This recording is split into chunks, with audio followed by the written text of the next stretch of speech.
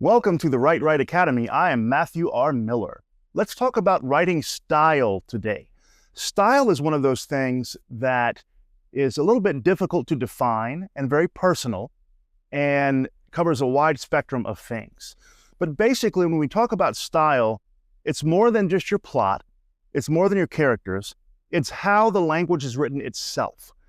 It's how and why you choose the words you do, the sentences you do, the lengths you do, the grammatical constructions, the syntax, the verbs. It's how you personally write.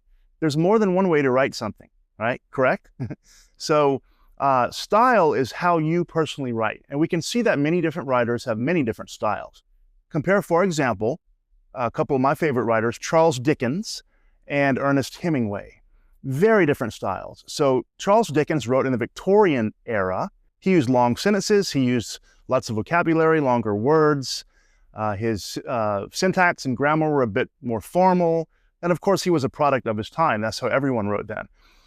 And Ernest Hemingway, very different, very simple, uses simple words, uses shorter sentences, but both of them are, in my opinion, geniuses. So style is something that needs to come from you.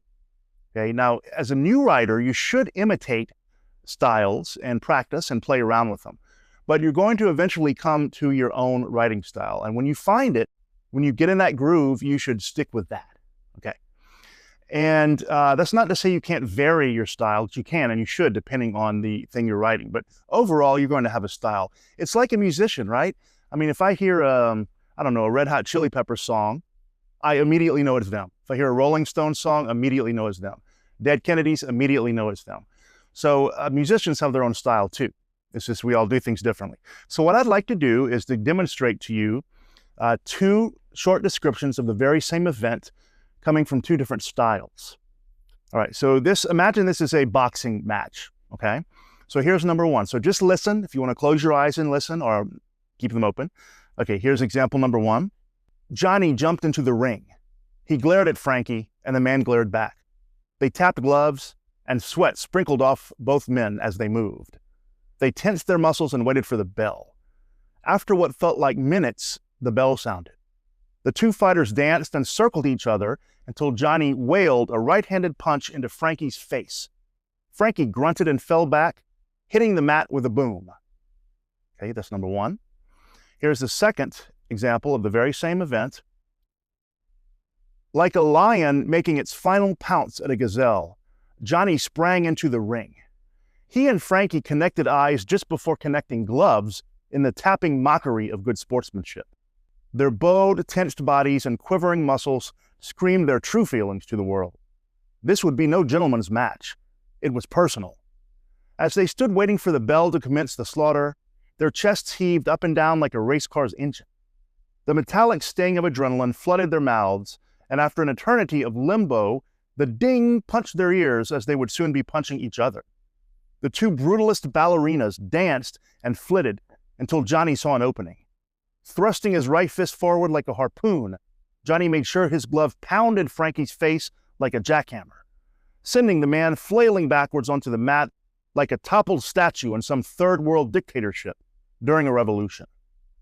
Okay, both of those describe the exact same event, but you can see the styles are very different. How are they different? What's the difference between the two? The first one is more like an action scene, right? It's almost like you're watching it live or in a film. Short sentences, fairly literal, straightforward language, not really a lot of metaphors. The word use is simple, shorter words, simpler verbs. The second example is more poetic, longer sentences, more figurative language, more metaphors, and they're both fine. I'm not trying to make the argument that one's better than the other. What I'm saying is they're different. How does each one affect you mentally and emotionally when you hear it? Well, for me, the first one is fast, it's physical, it's in the moment. It's like watching the match right there by the ring. The second one is a little more literary. It's slower. It's considering different parts of the event more than just the action, than only the action. It considers the two boxers' emotions, their feelings, their thoughts, their movements compared to other things. It's like watching it, but also seeing the art in it. Which do you prefer? There's no right or wrong answer, really. The point is that two writers can describe the same exact thing in very different styles, and it can change the entire feel of the passage. Now, you need to find your own style. And how do you do that? Well, part of it's just going to come naturally when you write. Part of it's just going to flow from you because of the person you are. But there's some things you can consider. First, what kind of books do you like to read? If you can choose any book in the world to sit down and start reading right now, what would it be? For me, the answer is easy. It would be some kind of creepy haunted house, a ghost story, or a horror novel set in Victorian England using Gothic sort of settings, right? But maybe yours is something totally different. Maybe you like a thriller, a romance. Maybe you like a murder mystery or a modern story, a lot of different choices. Second, what is the setting and theme of your book? You want your style to change a little bit depending on what you're writing. Now, I know that sounds contradictory. I said, once you find your style, make it your own. But within your style, there's a range, right? So I like to write in a certain style, but within that range, I can write things that are longer, more literary, or shorter, more action-packed, and that's the point I'm making. So, for example, if you were writing a Victorian murder mystery or a Gothic murder mystery set in a big haunted mansion at night with lightning striking and rain coming down, a big fire in the hearth, people sitting around discussing something, I would use a more Victorian style of writing. I would use longer sentences. I'd write more like Charles Dickens because it fits the setting. That's not the only way to do it. You could write it in a more modern style, sure, you could make it work, but I want my style to match the scene. On the other hand, if I'm writing a thriller set in the present world, in the present tense, the present, time, then maybe a more modern style would suit it well. Shorter sentences, more action, things like that. So that's something to consider.